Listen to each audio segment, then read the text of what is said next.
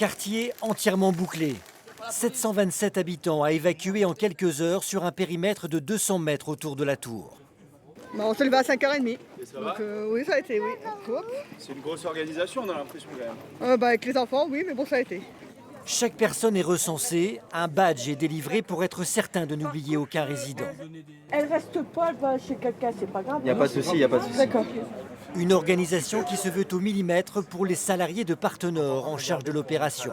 Le nom des locataires, donc entrée, nom, prénom, les entrées, les numéros de téléphone. Et on fait un pointage sur ceux qui étaient présents et qui doivent sortir pour 7h30.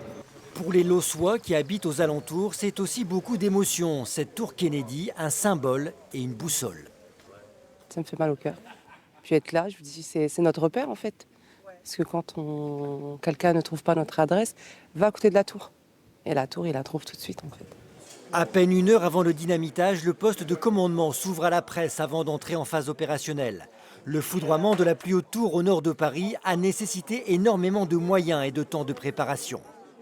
Là, au global, sur le site, tout compris, donc policiers, pompiers, les ambulances, on a un gros dispositif qui est en place. On est plus de 200 personnes sur site depuis ce matin.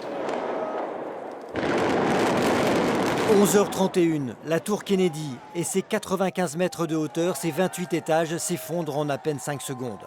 57 ans après sa construction, c'est la fin d'une page de l'urbanisme de Loos qui se tourne ce 20 juillet 2025.